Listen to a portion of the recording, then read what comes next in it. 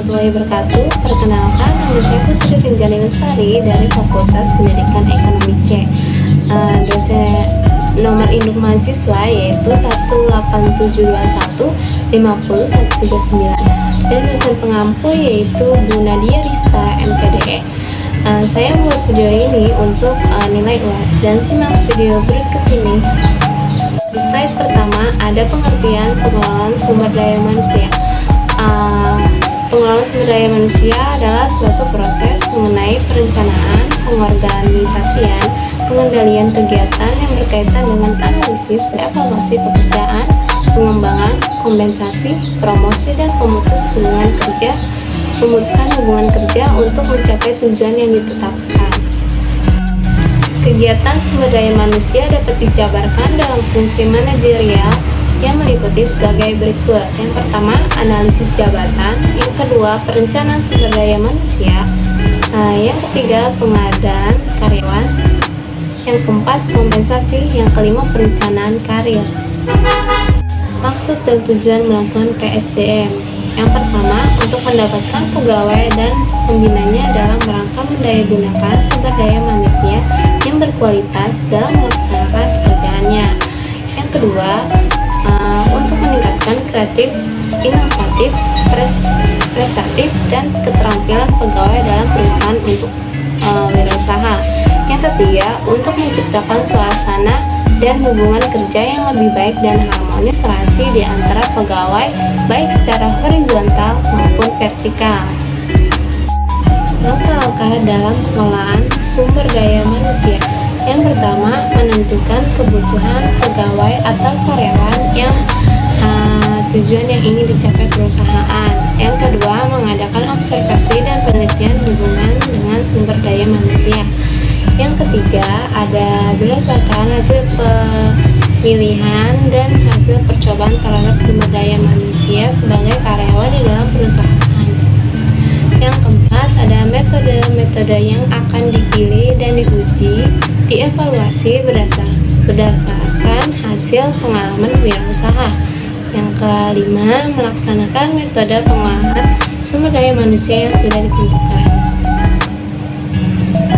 Pelaksanaan pengolahan sumber daya manusia, latihan dan pendidikannya. Yang pertama itu kan ada untuk meningkatkan.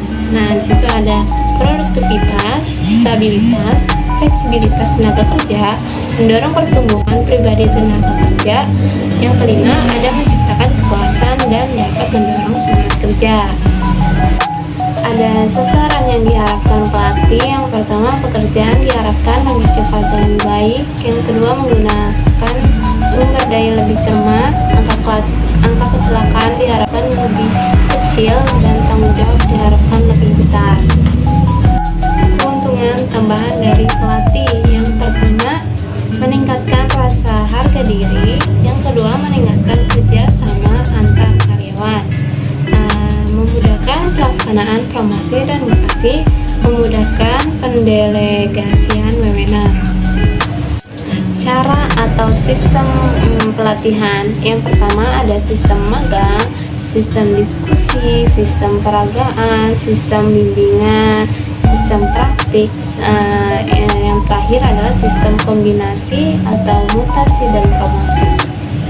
Di sini ada mutasi dan promosi. Pengertian dari mutasi adalah kegiatan dari pimpinan perusahaan untuk memindahkan karyawan dari suatu pekerjaan atau jabatan yang dianggap setingkat atau sejajar. Yang kedua ada adalah proses pemindahan pegawai atau karyawan dari suatu pekerjaan dari satu ke pekerjaan yang lebih tinggi tingkatannya. Motivasi adalah suatu pendorong bagi para pegawai agar bekerja lebih produktif. Cara memberikan motivasi, yang pertama memberikan insentif semi material. Yang kedua memberikan insentif material. Yang ketiga pemberian insentif imaterial. Masalah dalam pengelolaan sumber daya manusia. Yang pertama, masalah kompensasi. Yang kedua, lingkungan kerja. Yang ketiga, masalah kedisiplinan. Yang keempat, masalah komunikasi. Yang kelima, masalah partisipasi. Faktor penyebab berhentinya seseorang dari pekerjaannya. Yang pertama, usia, mengundurkan diri.